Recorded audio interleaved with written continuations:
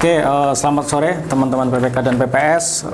Hari ini ada informasi penting yang harus saya sampaikan terkait pembentukan PPS. Pertama, baru-baru ini saya dapat kemarin nih surat dari Bawaslu terkait imbauan seleksi anggota KPPS. Inti surat itu adalah meminta KPU pertama dalam pembentukan KPPS itu pelaksananya sesuai dengan ketentuan undang-undang. Kemudian KPU lebih teliti untuk mengecek dokumen-dokumen persyaratan calon anggota KPPS, kemudian identifikasi mandiri calon anggota KPPS yang belum pernah menjabat 2 periode berturut-turut, kemudian pengumuman yang harus terbuka di tempat umum atau yang mudah dijangkau, dan yang terakhir tentang netralitas calon anggota KPPS. Pertama saya akan meminta teman-teman untuk terkait surat ini. Pertama, yang paling penting adalah terkait netralitas calon anggota KPPS. Hal yang paling penting adalah teman-teman pastikan calon pendaftar KPPS itu bukan bagian dari tim kampanye, bukan bagian dari saksi, bukan dari anggota partai politik. Pastikan. Kemarin ada pertanyaan, misalkan anggota partai politik tapi sudah mengundurkan diri, dan pengunduran dirinya sudah 2 tahun lalu atau ada 1 tahun lalu. Teman-teman, orang-orang kayak itu coret saja, karena di dalam aturannya adalah minimal dia harus sudah mengundurkan diri itu 5 tahun. Jadi kalau baru 2 tahun mengundurkan diri, baru 3 tahun mengundurkan diri dari partai politik, itu tidak boleh daftar menjadi anggota KPPS. Terus teman-teman hati-hati dengan orang-orang yang pernah menjadi saksi atau tim kampanye pada saat pemilu 2019. Jadi seorang saksi pun yang pernah jadi saksi parpol pada saat pemilu legislatif itu tidak boleh daftar jadi anggota KPPS. Itu teman-teman harus lebih teliti.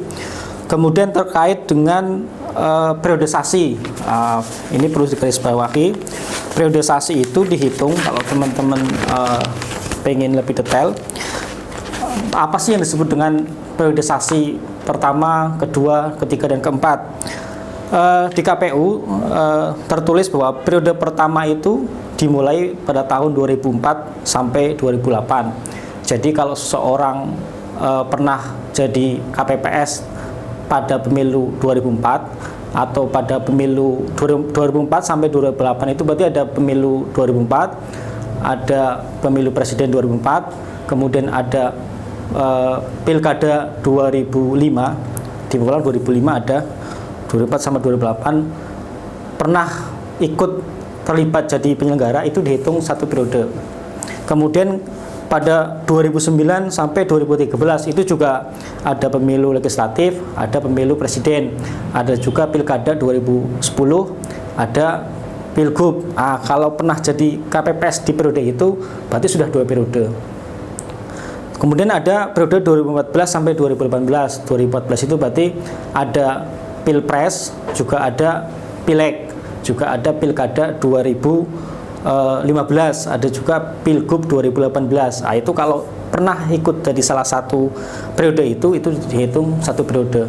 Ini anggota KPPS itu tidak boleh menjadi anggota KPPS selama 2 periode, tapi harus berturut-turut. Jadi kalau misalkan 2004 sampai 2008 pernah jadi KPPS, kemudian 2009 sampai 2013 pernah jadi KPPS, itu sudah berturut-turut 2 kali. Itu artinya di periode ini tidak boleh mendaftar. Tapi kalau 2004 sampai 2008 jadi anggota KPPS, kemudian di periode 2009-2013 tidak jadi anggota KPPS, kemudian kemarin 2019 pemilu ikut KPPS, itu belum dihitung 2 periode berturut-turut. Jadi itu boleh mendaftar menjadi anggota KPPS. Nah, fungsinya teman-teman adalah memastikan itu di lapangan, jadi lebih teliti. Jangan sampai setelah ditetapkan kemudian muncul laporan dari masyarakat atau dari Bawaslu bahwa si anggota KPPS ini pernah menjadi anggota KPPS selama 2 periode berturut-turut. Itu saja informasi yang penting buat teman-teman. Lebih teliti lagi dalam melakukan penelitian, memverifikasi dokumen-dokumen para anggota KPPS. Terkait selanjutnya adalah mungkin teman-teman yang sudah mengumumkan hasil penelitian adalah menunggu tanggapan masyarakat. Untuk tanggapan masyarakat prosesnya bagaimana, teknisnya bagaimana, mungkin di video selanjutnya saya bikin. Oke, terima kasih.